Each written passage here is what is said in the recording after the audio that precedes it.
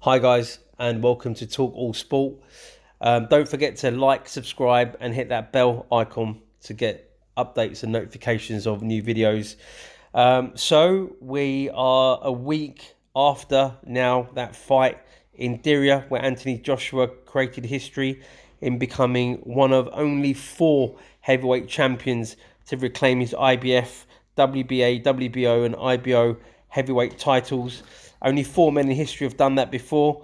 Muhammad Ali, Lennox Lewis, Evander Holyfield, and Mike Tyson.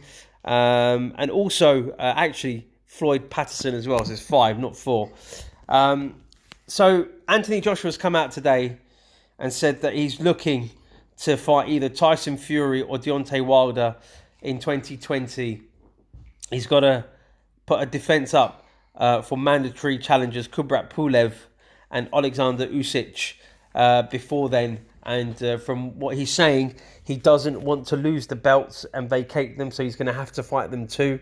But he definitely wants to fight Wilder or Fury. Maybe we could see that fight towards the end of the year. I could imagine maybe in February, March, we'd see an Anthony Joshua fight coming up, probably against Kubrat Pulev. And just before June, we'll probably get the Alexander Usyk fight, which is going to be a really, really good fight. Could be a bit of a banana skin, that one, but we'll wait and see. And at the end of the year, I don't know, with Tyson Fury, I just don't think he wants any of it. He talks a big game, a good game. Look at his CV, his record. I don't think that's the fight, that I'm really excited to see. The fight I want to see, and I'm sure many of you want to see as well, is the fight with Deontay Wilder, because that's the one remaining belt. That fight makes either Wilder or Anthony Joshua the undisputed heavyweight champion of the world. We haven't had one of those since Lennox Lewis. Wouldn't that just be great? It'll be a great fight. To be honest, I don't really think Deontay Wilder is a very good technical fighter. I think Anthony Joshua is. He's got a lot of skills, very skillful fighter. This is, been said by many boxing pros, Mike Tyson as well, Frank Bruno, Evander Holyfield. They all rate Anthony Joshua's boxing skills. None of them really rate, Deontay Wilder's boxing skills, but we all know he's got that nuclear missile in that right hand. And when that connects, it's lights out. Good night, baby. You're out of there. So it's gonna, but this is why I think it's gonna be such an interesting fight with Deontay Wilder, because you got on one hand you've got Anthony Joshua's skill, good technical ability, power as well, big powerful right hand, and on the other side you've got that gigantic put you to sleep right hand. He's got a longer reach than AJ. He's slightly taller than AJ as well. But AJ's got, I'd say they're talking about Deontay Wilder's right hand. Why has he got so much power in it? Well, they're talking and saying that it's because of the bone density in his wrists. It's very, very, dense, that bone density in there. And that when that connects, it really does, put you out cold. So this is why, this is going to be a mammoth 2020 for the heavyweight division.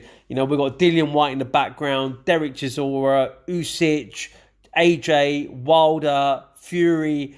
I mean, these are some fantastic names all at the same time. Don't forget Michael Hunter's in there as well to try and get his name up there. Povetkin, I think it's all over for him. It's not, we're not going to see from Povetkin again on a big name. But we may see Andy Ruiz back in the fray potentially. If depends how he gets on. If he stops partying and stops eating those Snicker bars.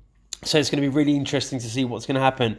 Personally, I think after that fight in Diriyah, you could just sense after the fight, Anthony Joshua went up to the ring and he crossed his arms and just gazed out to the crowd, and he was just, he just had that look of a man saying, you all wrote me off. I'm back to stay. Anyone who wants to challenge me can come and challenge me now.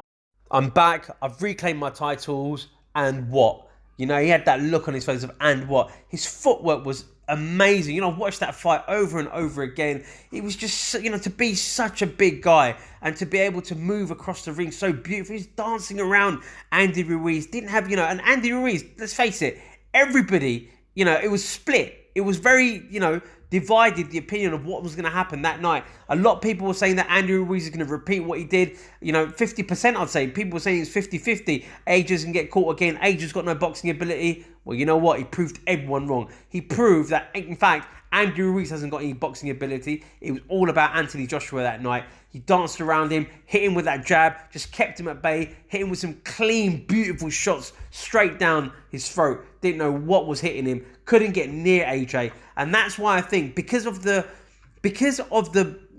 beautiful way Anthony Joshua delivered that fight, the camp must have been fantastic. The training, the concentration, the game plan, it worked to absolute perfection. And this is why I think that whichever opponent now comes to face Anthony Joshua needs to have 3 plans, A, B, and C. You can't just go in there with this guy now, because he's proved to the world that no matter what type of fighters are coming in the ring. Come on, before the Ruiz fight, he was laying everyone out.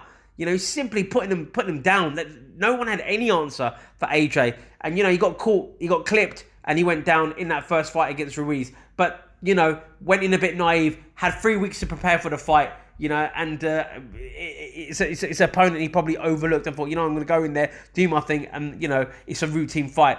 And that came back to bite him. But in a way, it's a great thing, because 6-7 months of hurt, of losing those belts now, have set him up, a great learning experience for Anthony Joshua to taste defeat. What does that mean to him? What is that like? And how much that title of being heavyweight champion of the world means to him now. And you know what? He's got such a great entourage as well, with his cousin and his 2 cousins and his friends that are there behind him. He's around a really good group of people. But he said himself, it's less about now the technicalities of sports scientists, sports nutritionists. It's all about spending more time in the gym and perfecting the art of boxing. And he took it back to the 70s, is to hit and not get hit. And he displayed that in a genius performance against Andy Ruiz in Saudi Arabia. So my whole vision now is to watch AJ go in, defend his titles against Kubrat Pulev, Alexander Usyk,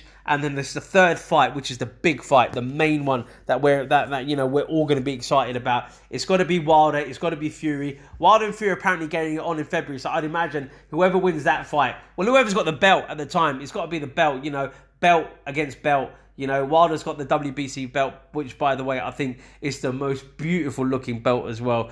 But that is just the one belt in the way of Anthony Joshua becoming the undisputed heavyweight champion of the world. And it will be so great to see. I'm such a big fan of Anthony Joshua, not just because of him being a boxer and a skillful and powerful, boxer that he is, but also for all the great stuff he does outside the ring. He's quite an inspiration to a lot of people, particularly myself. I really, really do rate this guy. I think he's got a lot of credibility in terms of the stuff he's doing, outside of boxing, with charities, helping people, supporting great causes. He's a real good character outside the ring. You never see him in the papers for the wrong things. Unlike the likes of Tyson Fury and Dillian White. With some of the things that we heard. All right, it's been lifted off him, but it still was in their Derek Chisora as well. So he's a clean British heavyweight champion who we should all be proud of. Is an OBE as well, by the way.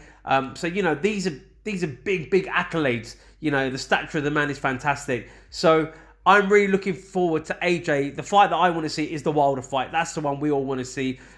And if that happens, if that gets announced, I know exactly what's going to happen. Everyone's going to go mad. If it's in Vegas, please be in Vegas, because I need a reason to go to Vegas as well. Can't get away with just going, on a little trip like that when you're married and that. You know what I'm saying? So you got to just hold that one down. But AJ, looking forward to your announcement to the fight. I'm expecting maybe March, April for your defense against Pulev.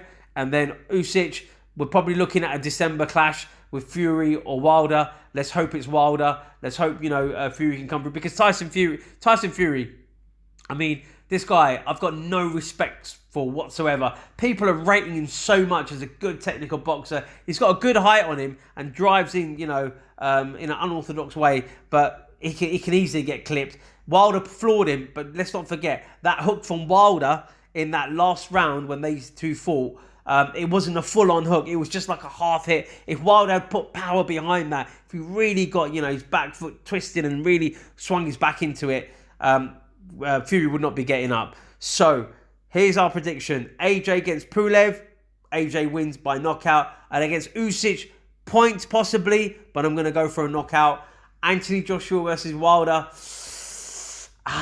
Too close to call yet. Too close to call. Don't forget to like, subscribe, leave comments, hit that bell icon for notifications, and I'll catch up with you soon.